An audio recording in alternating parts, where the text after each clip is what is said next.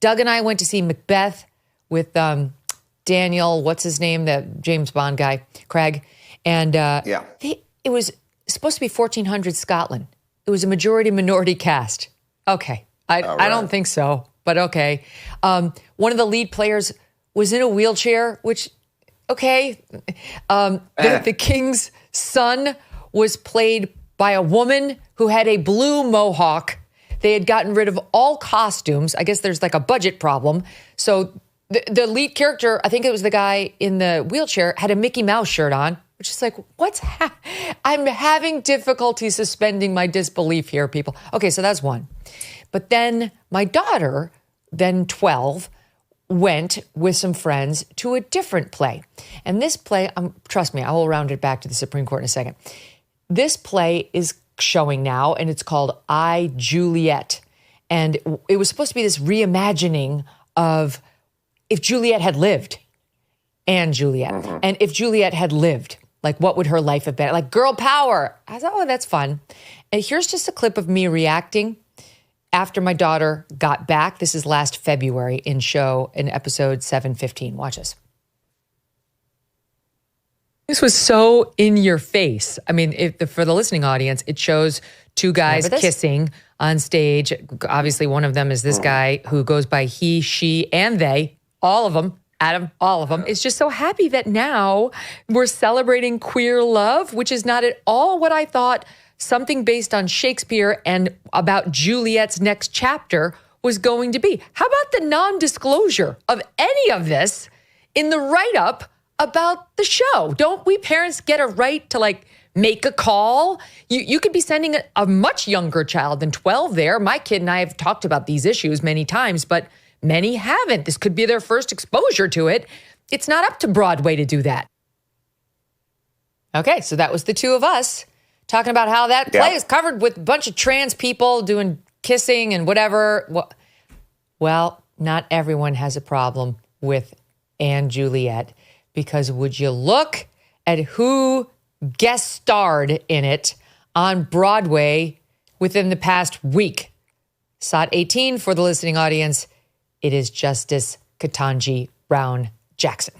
Female empowerment.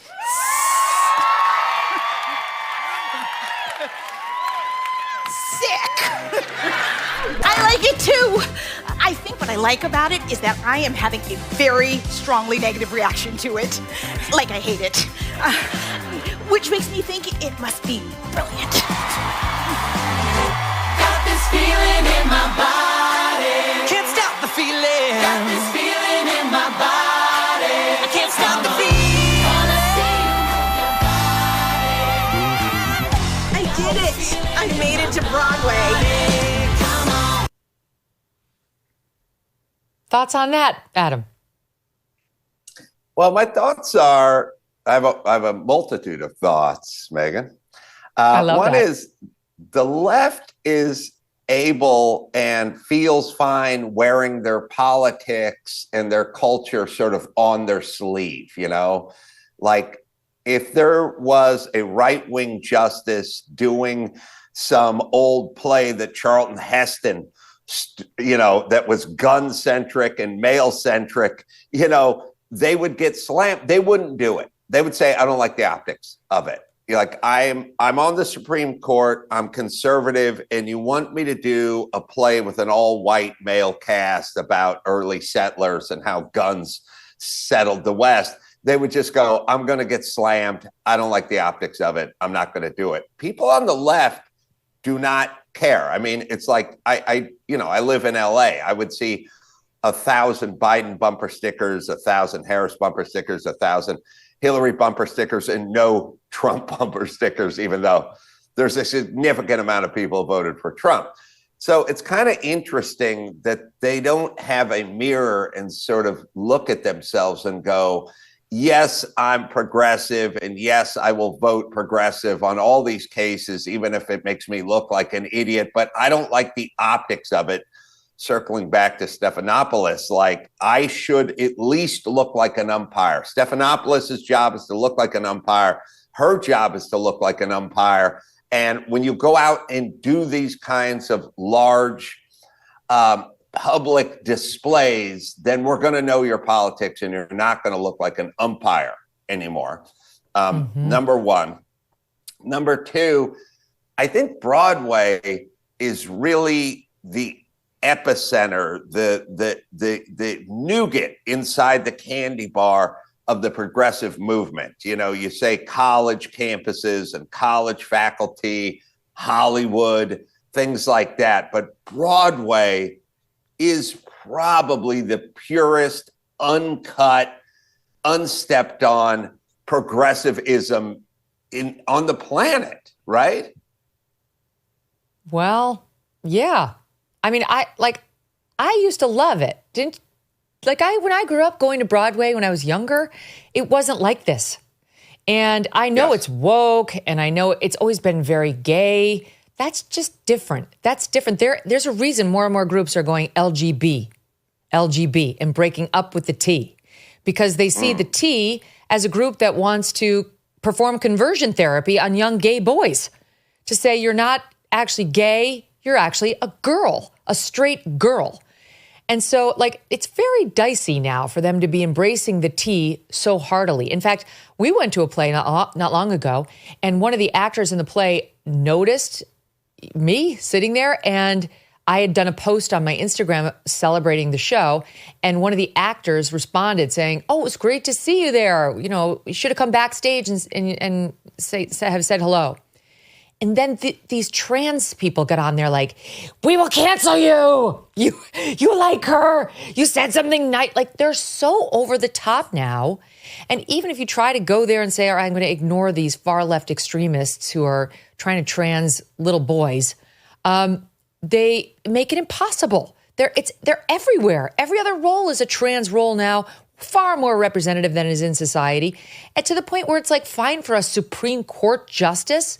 They've hijacked girl empowerment plays to make them about boy empowerment, which is what a trans, quote, woman is. And she's fine. This is the same person who couldn't tell us what a woman is, Adam. Well, I mean, she's not a bright woman. I think she's probably there mostly due to affirmative action. Sotomayor's there mostly because of affirmative action, and she's a dope too. And then there's Kamala Harris. So that entire affirmative action DEI hire thing has completely and utterly backfired because they're not electing and or hiring people that are up to the job. And I include her in that group. Like I said, Sotomayor is a full-blown idiot. I mean, she's an idiot. I mean, it's insane that she's on the Supreme Court. Remember when the whole COVID thing came down and they were talking about mandatory vaccinations, and she's like, "There's 10 million kids on ventilators right now." She's a dope. And Kamala Harris is a dope too. And maybe they should learn their lesson with their DEI affirmative action appointments. Get qualified people and then do it. And Sonia Sotomayor was the one who 2 weeks ago, when that case about whether these states are allowed to ban puberty blockers and cross-sex hormones for kids went up, she was like, "Oh, come on, there are side effects from an aspirin too. There are risks." As if taking an aspirin is the same as puberty blockers into cross-sex hormones for a 10 to 12-year-old. Well, the fact that she would consider letting those words pass her lips means she's a dope. Smart people would never say that out loud. Smart people think, "Oh, what if I," and then they go, "Oh no, I'm not going to say that. I'll sound like a dope." And so she is a dope, which is crazy, but it's hurting the movement is what I'm saying. Well, and there's certain narratives that are not to be allowed. For those of us who have been holding our breath for the past several months, we can finally exhale in the wake of this presidential election, right? Work can finally be done on the major issues that this country's facing, and one of the most significant is our national debt. Look, the fact is our nation's broke, and that debt is a house of cards that cannot be quickly dismantled by anyone. So the strategy remains the same when it comes to your investments. You might want to diversify your savings. Virtually all the experts say that's a good idea. This is why I want to tell you about Birch Gold. So many things are out of our control and out of our president's control that it really can be important to have a safe haven for your savings. Birch Gold Group can help you if you would like to convert all or part of an IRA or 401k into an IRA in physical gold, which is like a hedging of the bets. And the best news is it does not cost you 1 cent out of pocket. You just text MK to 989898, and you get your free info kit. And plus, right now, you will receive a free 1-ounce Silver Eagle for every $5,000 purchased Silver Eagle coin. Protect your savings with Birch Gold. Text MK to 989898 and claim your eligibility for free silver today. Thanks so much for watching. If you like what you just saw, hit the subscribe button for more clips and full episodes.